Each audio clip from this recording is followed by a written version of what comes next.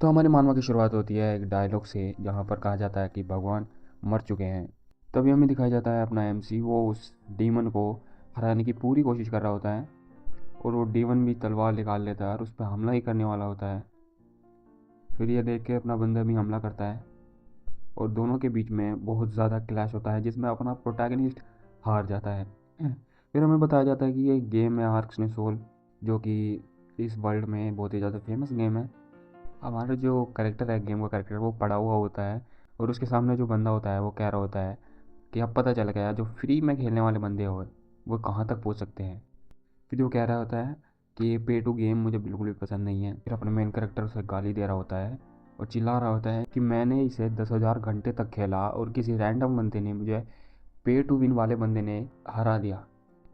फिर वो कह रहा होता है कि मैं इस तरह इस गेम पे अपना टाइम बर्बाद नहीं कर सकता, मुझे अपना कॉलेज का असाइनमेंट जो है वो पूरा करना चाहिए। फिर उसे दिखता है कि उसे एक फ्री ड्रॉ मिला है, जिसमें वाइट गोल्डन चेस्ट ओपन होती है, और उसको वही कैरेक्टर मिलता है जिसने उसे उस गेम में हराया था। वो गेम का नंबर वन कैरेक्टर होता है, उस कैरेक्टर का नाम होता है चोनमा। चोनमा इस गेम का सबसे बेस्ट कैरेक्टर है। जो उसमें बताया जाता है कि इसका कैरेक्टर का जो फ्री में मिलने का चांस है वो 0.00006% चांस होता है। अपना बंदा तो फुल खुश हो जाता है, फाइनली मुझे एक अच्छा कैरेक्टर मिल चुका है, अब मैं इसे किसी से भी नहीं हारूंगा। और मैंने आज तक जितने भी कैरेक्टर्स खोले हैं वो एकदम 1 स्टार के थे, उन पर मैंने सारा ही एक्सपीरियंस लगा दिया। लेकिन शायद से मुझे इन सबको सेक्रीफाइस करना पड़ेगा, क्योंकि मेरे पास चियोनमा को लेवल अप करने के लिए एक्सपीरियंस ही नहीं है। फिर वो अपने सारे कैरेक्टर्स को सेक्रीफाइस करके उनका एक्सपीरियंस कंबाइन करके चियोनमा कैरेक्टर में डाल देता है। लेकिन वो इतना खुश होता है कि उसका ध्यान नहीं रहता कि वो रोड क्रॉस कर रहा है और वहाँ पर रेड लाइट होती है, और इसी कारण से एक ट्रक आता है। वो रात में गाड़ी चला रहा था तो उसे नींद आ रही होती है, लेकिन वो अपने बंदे को मार देता है। फिर उसकी आँख खुलती है, वो एक हॉस्पिटल में होता है। वो बेड पर उठता है, वो उठता है और कहता है कि क्या मैं हॉस्पिटल हूँ, मुझे कुछ याद नहीं है। अरे हाँ, मुझे याद है कि कल रात को मुझे एक ट्रक ने टक्कर मार दी थी। फिर उसके रूम में एक नर्स आके कह रही होती है, ओ तुम उठ गए जॉन सकीम। फिर अपना बंदा भी सोच के कह रहा होता है कि जॉन सकीम, ये मुझे इस नाम से क्यों बुला रहे हैं।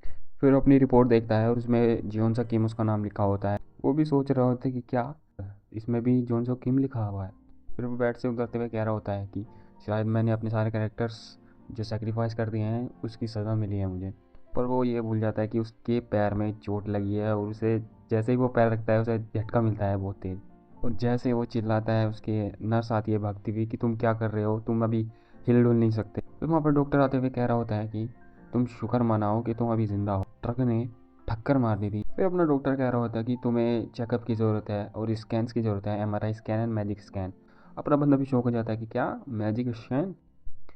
फिर वो शौक हो रहा होता है, क्यों? क्योंकि उसका जो टोटल बिल आया है, मेडिकल बिल, वो पूरा 2,23,70,569 रुपये, सॉरी रुपये नहीं, वोन। मैं हॉस्पिटल में सिर्फ 3 दिन रहा है और तुम कह रहे हो कि मेरा इतना बिल आ गया। और नर्स भी कह रही होती कि तुम्हें ये सारा पैसा देना पड़ेगा क्योंकि तुम्हारे पास इंश्योरेंस तक नहीं है।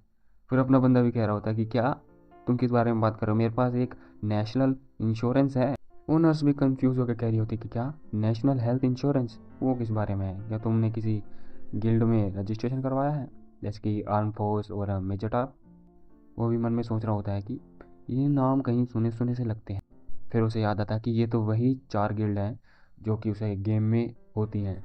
पहला है आर्म फोर्स ग्रीन, नंबर पे अरिस्टोकार्ट ब्लू, फिर थर्ड नंबर पे मेज टावर पर्पल, फोर्थ पे रिलीजन टावर रेड।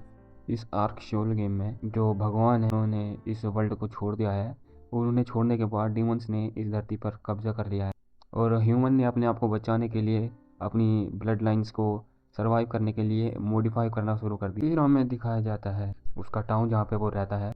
वो कह रहा होता है कि जहाँ तक मुझे याद है, मैंने जो चियोनमा करेक्ट उसका जो ट्यूटोरियल करके था वो मैंने कंप्लीट किया था। वो कह रहा होता है कि ये इसका रूम है, ये तो मेरे रूम से भी बहुत ज़्यादा छोटा है। फिर मैं वो बैठता हुआ कह रहा होता है कि एक तो मुझे चोट लग गई है, मेरे पास पैसे नहीं है, ऊपर से मैं अब क्या कर सकता हूँ। वो सोच रहा होता कि इससे सबसे ज़्यादा बुरी बात तो ये है कि मैं एक गेम में फंस गया हूँ। फिर वो कह रहा होता कि मिशन जहाँ पर न्यूक्लियर वॉर हो रही होती हैं और जहाँ एंशिएंट गॉड खो गए हैं और राक्षसों ने हमला कर दिया है, लेकिन मुझे पता नहीं है कि मैं यहाँ कैसे पहुँच गया हूँ, पर इसके बारे में मुझे कुछ करना पड़ेगा क्योंकि मुझे सर्वाइव तो करना ही है। फिर उसके दिमाग में कुछ आता है कि रुको शायद ये काम कर जाए। फिर वो एक पेन लेता है और अपना हाथ टेबल पर रखता है और सोच रहा होता है कि इससे पहले कि देर हो जाए मुझे ये करके देखना ही होगा। फिर वो पेन अपने हाथ में मार देता है और वो चिल्ला रहा होता है। फिर हम थोड़ी देर के बाद देखते हैं कि उसका हाथ ऑटोमेटिकली हील होना शुरू हो जाता है और वो निशान भी गायब होने लगता है। मुझे पता था कि ये काम करेगा।